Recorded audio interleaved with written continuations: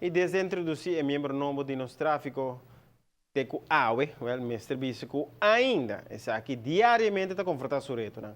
O qual mais está e Tram de transportar seu passageiro no centro da cidade, de quantidade de veículos não culpa ou outro motivo, melhor dicho, para flojera ou como não está responsável do tráfico, que tu vai estar estacionando auto de maneira nada, arriba e eles estão.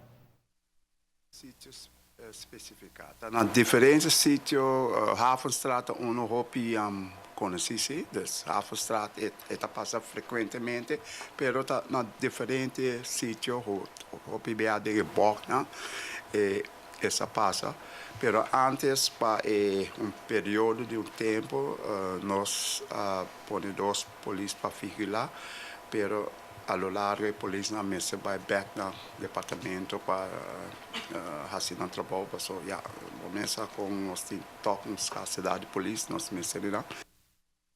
Está trabalhando conjuntamente com o Departamento de Direção e Wetgeving para compartilhar a experiência do Departamento de Tráfico Policial para assim mira com por ajustar a lei adequadamente. O tem caminho grande no centro da cidade para regular situação, melhor dicho, de tráfico, maneira, por exemplo, e parqueiros-metros, pero adicional mirando a opção para esse sono quando agora chama parqueiro-wachters, que o trabalho é autoridade para a atenção do chofer, que está opta para estacionar um veículo onde está nada gente bom. O PBA está sendo na tua parte no mundo, se você para o auto malo, tem onde tem parqueiro-metros, etc., não te põe veículo. Então, você paga X suma, já, para não por quita e vil clam, coçal, Holanda, tudo, caminho tinha. E minhas coisas nós pensa para se auto está mal para arriba, trambando, para pôr vil clam, e também custa chauffeur sem, para sobra, e não tá hora quitar tanto tempo paga e suma.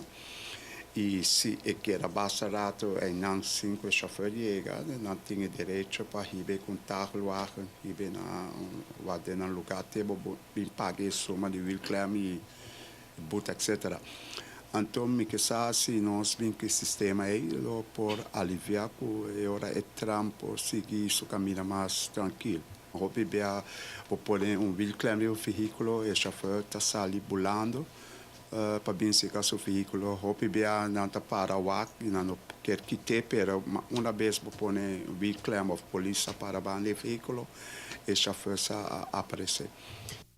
Está previsto que entre fim de ano aqui para começo de outro ano está iniciar com a introdução de parqueiros-metros no centro da cidade, por exemplo, em Wilhelmina Straat. Espera que o caminho aliviar a situação de mal comportação de nos tráficos, especialmente no centro da cidade.